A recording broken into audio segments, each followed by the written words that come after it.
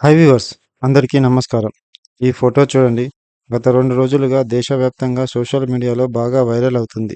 2 రోజుల క్రితం Maharashtra police social మీడియాలో పోస్ట్ అయిన ఈ ఫోటో సంచలనంగా మారింది. కానీ మహారాష్ట్ర పోలీస్ ఇది తమ సోషల్ మీడియా అకౌంట్ నుంచి పోస్ట్ కాలేదని, అది ఫేక్ అకౌంట్ అని ప్రకటించారు. కానీ ఈ పోస్ట్ ఇంత వైరల్ ఎందుకు అయ్యిందంటే, ఈ పోస్ట్లో ఒక ఫోటో ఉంది. దాంట్లో బాలీవుడ్ టాప్ సెలబ్రిటీస్తో పాటు కింద ఒక మ్యాటర్ రాశారు. అది ఏంటంటే, ఇప్పుడిక మనం సేఫ్. మీరు ఇక సోషల్ మీడియాలోకి రావచ్చు. ప్రాబ్లం ఏం లేదు. మీ ఫ్యాన్స్‌ని అప్సెట్ చేయవద్దని రాసి ఉంది. ఇప్పటికే మీకు అర్థమై ఉంటుంది. ఇది ఇండియా పాక్ ఉద్రిక్తతల నడుమ బాలీవుడ్ సెలబ్రిటీస్‌ని ఉద్దేశించి చేసిన పోస్ట్ అని. ఇక్కడ అకౌంట్ ఫేక్ కావచ్చు. కానీ వ్రాసిన మ్యాటర్ మాత్రం కరెక్టే కదా అని నాకనిపించింది. ఈ ఫోటో చూసిన తర్వాత నాకు ఎన్నో ఆలోచనలు మెదిలాయి. అవి ఏంటంటే, పెహల్గాంలో టెర్రరిస్టుల చేతిలో 26 మంది చనిపోయారు. 10 నుండి 15 రోజులు 2 దేశాల మధ్య ఉద్రిక్తతలు, కాల్పులు. తర్వాత భారత ప్రభుత్వం ఆపరేషన్ సింధూర్ ప్రారంభించి పీఓకే మరియు పాకిస్తాన్లోని టెర్రరిస్ట్ స్థావరాలను ధ్వంసం చేసింది. అది కూడా సామాన్య ప్రజలకి ప్రమాదం జరగకుండా. ఈ 2 దేశాల మధ్య యుద్ధ వాతావరణం నెలకొన్న పరిస్థితులు. తర్వాత భారత ప్రభుత్వం మానవ దృక్పథంతో కాల్పుల విరమణకు అంగీకరించింది. అయితే ఇంత జరుగుతున్నా మన బాలీవుడ్ సెలబ్రిటీస్ పెహల్గాం టెర్రరిస్ట్ దాడిలో చనిపోయిన వారికి, వారి కుటుంబాలకు సంతాపం కూడా తెలపలేదు. కనీసం సోషల్ మీడియాలో పోస్ట్ లాంటివి కూడా చేయలేదు. ఉద్రిక్తతల నడుమ చనిపోయిన సైనికులకు గాని, పోరాడుతున్న సైన్యం గురించి గాని ఒక్క మాట మాట్లాడలేదు.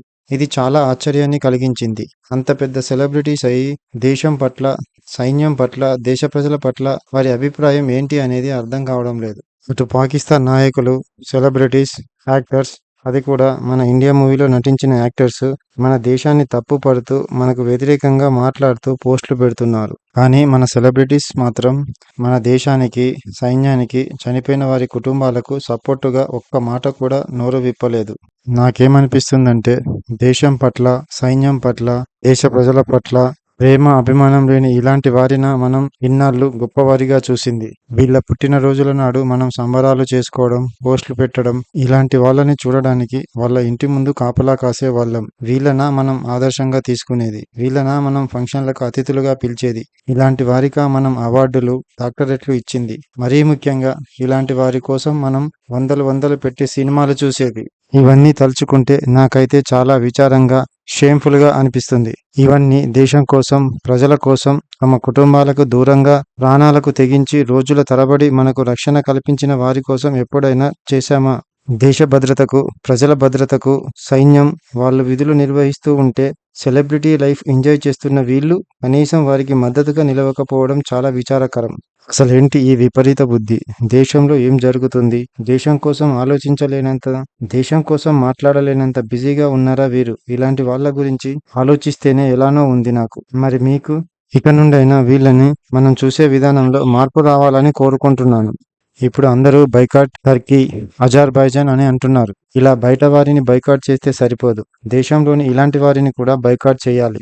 అలా అమీర్ ఖాన్ నటించిన సితారే జమీన్ పర్ మూవీని కూడా బైకాట్ చేయాలని సోషల్ మీడియాలో చర్చ జరుగుతుంది. కానీ అంతకన్నా ముందు మనం చేయాల్సింది షారుఖ్ ఖాన్ ఓనర్గా ఉన్న కేకేఆర్ ఫ్రాంచైజీ మ్యాచ్లను బైకాట్ చేయాలని నేను కోరుకుంటున్నాను. సో వ్యూవర్స్, నా ఈ వీడియో మీకు నచ్చినట్లయితే లైక్ చేయగలరు, నా ఛానల్ని సబ్స్క్రైబ్ చేయగలరు, వీలైతే షేర్ చేయండి. మరొక వీడియోలో కలుద్దాం. బాయ్. జై హింద్.